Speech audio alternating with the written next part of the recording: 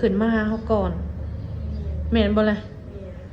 เขาสิลงไปหาเพิ่นมันก็เป็นไปบ่ได้ต้องให้เพิ่นน่ะขึ้นมาหาเขาก่อนแล้วเขาจะค่อยลงไปหาเพิ่นตามหลังแม่นั่นแหละเฮาก็บ่ฮู้ว่าถ้าเฮาลงไปตัวคนเดียวเนาะที่เงินหรือว่าอะไรอย่างเฮาแบบบ่ติดตัวเลยให้นะลงไปแบบผู้ดีก็พอกระเทินบ่ฮู้ว่าสิหันไปหาไผแม่นนั่นแหละถ้าว่าเจ้าสิไปหานี่เจ้าต้องฮู้ว่าที่ไปที่มาของเพิ่นได้เข้ามาหาทางสาวโสดมื้อนี้เนาะโดยสบายดีน้องล่ะโดยสบายดีทางผู้สาวโสดป๊าดโธ่มาในมื้อนี้แบบใหม่ รู้สึกว่างามขึ้นแต่ละมื้อเนาะมาเห็นนี่เนาะผู้บ่าวบ่ได้ทักมาหาบ่น้องล่ะกะทักอยู่ผู้บ่าวหาได้ป้างามปานนี้ยังบ่มีอยู่บ่คนคงใจนี่ยังบ่มีอยู่ยังบ่มีคนมาแบบว่าโอ๊ยเป็นแฟนได้บ่แบบนี้ยังบ่มีแม่นบ่ยังบ่มีเด้อยังโสดคือเก่า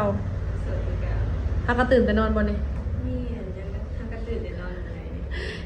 ยข้าวได้กินแล้วข้าวเช้านี่ยังบ่หิวเลยยังบ่หิว ยังบ่อยากบ่เป็นหยังไทยบ่เป็นหยังเข้าใจยังบ่อยากยังบ่หิวเพราะว่าปกติหาตื่นซ้ำนี้เนาะคันกินข้าวคือเว้าหั่นแหละ3-4 โมงคือน้องเว้าหั่นน่ะเฮ็ดกินหยังจะมีแผนเฮ็ดกินหยังมื้อนี้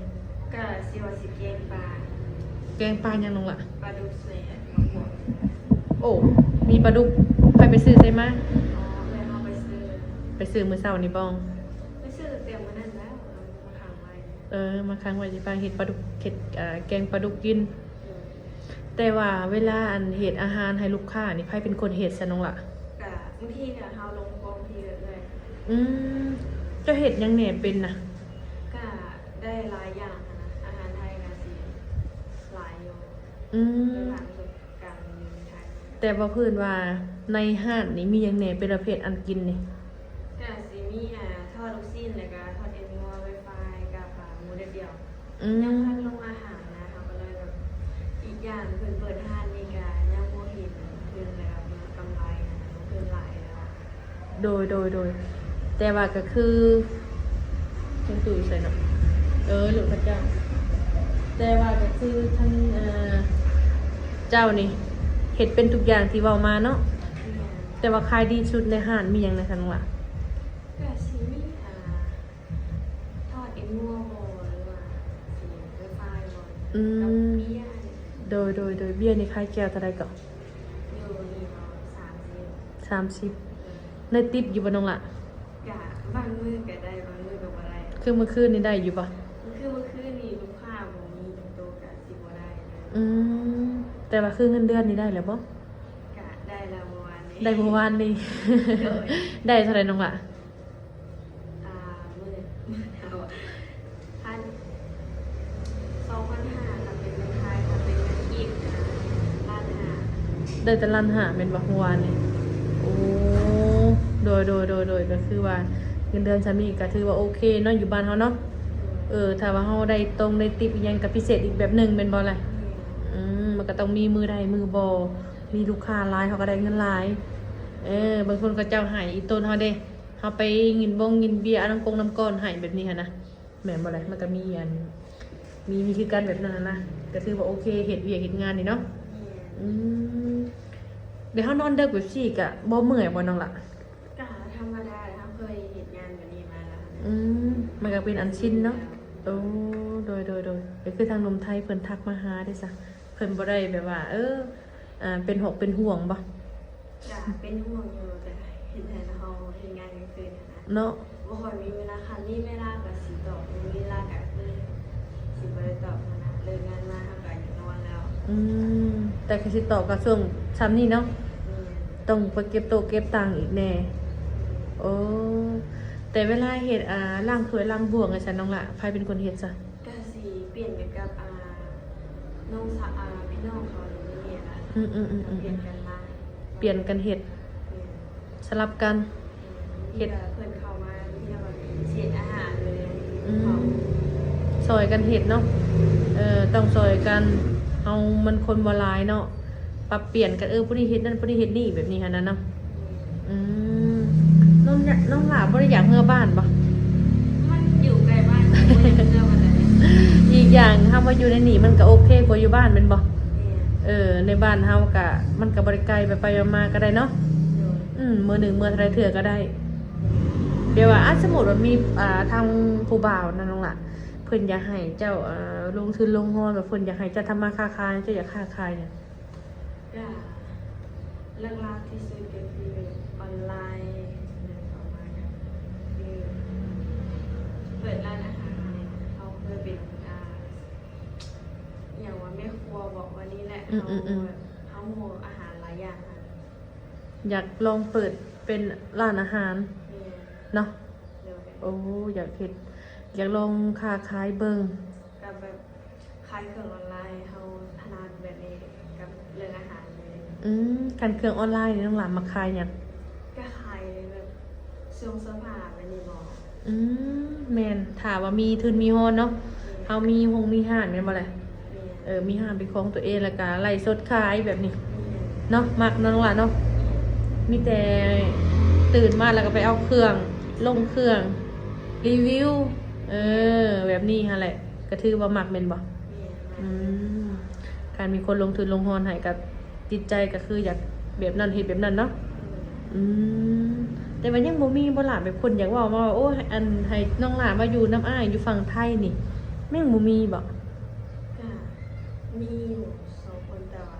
บ่ห่วงเพิ่นสิมั่นใจในตัวเฮาบ่นี่นะ อืม แล้วเป็นอย่างถ้าเราบอกว่ามีโครงการมันสิลงไป ได้เพิ่นเสนอมาว่าใด ตาเพิ่นบอกรอบ่ได้แต่ว่ายังบ่ห่วงเปลี่ยนใจบ่ เพิ่นอยากให้น้องเราไปอยู่น้ำเพิ่นอ้าวความเป็นจริงน่ะแทนที่น้องล่ะเนาะเฮาต้องให้เพิ่นน่ะขึ้นมาหาเฮาก่อน แม่นบ่ล่ะ เนี่ย เฮาสิลงไปหาเพิ่นมันก็เป็นไปบ่ได้ ต้องให้เพิ่นน่ะขึ้นมาหาเฮาก่อนแล้วเฮาจะค่อยลงไปหาเพิ่นตามหลัง เนี่ยนั่นแหละเฮาก็บ่ห่วงถ้าเฮาลงไปตัวคนเดียวเนาะ อืม ที่เงินหรือว่าอันอย่างเขาแบบบนติดตัวเลยนะลงไปแบบผู้ดีก็พอกระเทินมาหัวจะหันไปหาใคร แม่นนั่นแหละถ้าว่าเจ้าสิไปหานี่ เจ้าต้องฮู้ว่าที่ไปที่มาของเพิ่นบ่แม่นสิท่านใดท่านไปน้องล่ะเอ้ยอันนี้ฮะต้องเฮาฮู้ใจอีกว่าเพิ่นนี่จริงใจกับเฮาซำใด นั่นแหละ แต่เพิ่นอายุจักปีก่อนน่ะ ประมาณ60หรือ40บาท บางคนเนี่ยเขาจะมีลูกมีเมียอยู่แล้วเขาจะตัวไปบางเทื่อเขาไปลูกเมียเขาตีเขาได้ซะ นั่นแหละกับย่านเวลา เขาต้องถามเบิ่งละเอียดก่อนสิไปทางใดก็ให้ระมัดระวังก่อนเด้อเนาะ ย่านไปนั่นแหละเวลาที่เขาลงไปหาเพื่อนแบบไปเจอนั่นเจอนี่แบบเขากับย่านเลยเขาว่าเขาตัวคนเดียวเลย แม่น พอเมย์ว่ามูนะ แม่นเขาต้องให้เพิ่นน่ะขึ้นมาเฮาก่อนเพื่อความมั่นใจจากว่าเขาอายเพิ่นว่า ถ้าอายฮักมักน้องแท้ให้อายขึ้นมาหาน้องก่อนก็ว่าสิแม่นบ่แหละ เดี๋ยว เขาเป็นเท่าเป็นผู้หญิงแม่นบ่แหละอาสิไปหาเพิ่นปรับมันก็เป็นไปบ่ได้เนาะ เดี๋ยว ก็บ่มีหยังหลายน้องหลายมีแต่แบบว่าสู้ๆไปหั่นแหละ ถ้าสมมุติว่าคือทางหนุ่มๆเพิ่นทักทายเขามาหาเจ้าแล้วเพิ่นอยากมาเอาเจ้าไปลูกเป็นเมียเจ้าก็พร้อมอยู่บ่ซะ เดี๋ยว พร้อมอยู่สละโสดนี่ได้ เนี่ย โยบางเทื่อเพิ่นมีลูกมีลูกหรือเคยมีเมียมานี่น้องล่ะก็รับได้บ่ ห้ามได้เฮาปกตินะถ้าเฮามักเพิ่นก็คือมักลูกเพิ่นนะ อย่าว่าลูกซ้ำกันอยู่นี่หั่นนะก็บ่ติดแบบ ปกติถ้าลูกเพิ่นปกติเฮาหั่น เนาะถ้าลูกเพิ่นหามเฮาได้พร้อมสิเบิ่งแยงพร้อมสิไปนํกันเนาะลูกเพิ่นก็คือลูกเฮาแม่นบ่แล เนี่ย ทางเจ้าก็บ่ปฏิเสธตัวนี้เนาะ เออ แต่ว่าคือเพิ่นสิเอาเฮาไปอยู่นำนี่คือโนเลยบ่ไปน้องหลายเนาะว่าง่ายๆซะเนาะให้คนที่แบบว่าพร้อมสิคันคนเขาจะหักมักเขาแท้นะเขาต้องสิขึ้นมาหาเขาก่อนนะ เนี่ย แม่นบ่แลเพราะว่าเขาจะสิให้เฮาสบายใจเด้บางเทื่อเพิ่นบ่กล้ามาหาเจ้าส่วนโตวก็ให้YouTube บ่หรือว่าหมู่เพิ่นหลายๆคนบ่พามาแบบนี้นะแม่นบ่แล เออ นั่นแหละในการที่ไปมาหาสู่ก็ต้องหมั่นใจก่อนว่าเขาบ่มีลูกมีเมียแต่เวลาการแชทกันคุยใช่น้องล่ะโทรเอาบ่หรือว่าแชทเอาส่วนหลาย บางส่วนรายการสิแสนเอานะ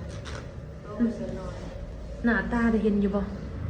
บ่เคยเห็น อ้าว บ่เคยเห็นได้ใช้ไปหาในใดบัดนี้บางทีเฮาไปหาแล้วหูหนวกตาบอดเด้อจ้ะอืม นั่นแหละ คือแปลกแท้น้องหล่ะหน้าเพิ่นบ่เคยเห็นคนที่ให้ไปหาน่ะ บางทีเขามันก็บอกให้เปิดกล้องเลยแต่เขาอะเวลาที่เขานอนเวลาเขาโทรมาได้ยินเขาก็หาไปนะคะ เปิดกล้องไงค่ะก็บอกยังนอนหันหา แต่ว่าหน้าเพิ่นยังบ่เห็นรูปหน้าปกเพิ่นได้ซะ มันก็สีเอาหูเอียงแบบขึ้นหน้าปกไปนี่นะ โอ้ แต่ สา ว่าเป็นหูตัวเองนะคือ อ้าวโดยังโหดไปอีกแล้วคนเฮานะถ้าว่าอ่าซื่อสัตย์ต่อกันหรือว่าจริงใจต่อกันต้องให้เห็นหน้าตาเจ้าหับคอยได้เจ้าหับคอยได้คอยหับเจ้าได้ มันก็จะโอเคแม่นบ่แหละอันนี้หน้าตาบ่เห็นเปิดว่านั่นใช้มีเสร็จได้ซื่อแต่ละคนในการที่โอลมนี่เห็นหน้ากันจะคนซะ จะ3 คนเลยนะแต่ว่าคนหนึ่งก็ผ่านมาแล้วอีก2 คนก็หัวเพิ่นสิเป็นอย่างไรเห็นเสร็จบางผู้เมื่อกันแบบเมาเป็ดค่ะนะเขาบ่มีเวลาแบบเขาเฮ็ดงานนี่เนาะเขาแบบสิแบบบ่ค่อยมีเวลาปานใดก็มีเวลาแล้วจะเราแบบเราก็ต้องแบบมาเป็นลูกน้องเขาอะนะ โดยก็ต้องเข้าใจจุดนี้เนาะ ก็ต้องทำใจจุดนี้ เพราะว่าเขาเป็นลูกน้องเขา ใจเพิ่นอะนะ แม่นบ่แม่นเฮาเป็นหัวหน้าเนาะก็เป็นหัวหน้าก็ยังไข่แน่สิสบายแน่เฮาเป็นลูกน้องเขาก็ต้องเข้าใจในจุดนี้เนาะเพิ่นใส่เฮาเลยว่าเพิ่นเอาเฮาหับเฮาเป็นพนักงานเขาเจ้าก็ต้องอยากได้ให้ใส่งานให้เต็มที่อยู่แล้วแม่นบ่ล่ะ เนี่ย อืมหาอันนี้เฮ็ดงานแหล่งเงินเด้มันก็ต้องสิให้มีเวลาคือเป็นงานตัวเองมันก็เป็นไปบ่ได้แม่นบ่ล่ะเฮาสิหยุดหลายหรือสิเฮ็ดได้เฮ็ดนี่บ่เฮ็ดเลยมันก็อยู่เป็นไปบ่ได้เลยเนาะต้องให้เข้าใจจุดนี้เนาะคันเข้ามาหาทางน้องเนาะต้องรับได้ว่าซั่นซะ ถ้าเสมอเองก็สิว่าระยะห่างสิได้ขอตัวปิดคลิปน้องละเลยทางก็สิได้ขอตัวเมื่อก่อนเนาะถ้าว่าหนุ่มๆสนใจทางน้องลำจาดก็สามารถทักแชทมาทางเสมอก็สิแจกเฟซแจกไลน์ถ้าทำคอมเมนต์ทางเสมอสิบ่แจกเด้อเนาะถ้าอยากได้ต้องเสร็จเข้ามาหาทางเสมอส่วนตัวว่าซั่นซะสิได้ขอตัวปิดคลิปก่อนเนาะสบายดีน้องละ เอาไว้จะ โดย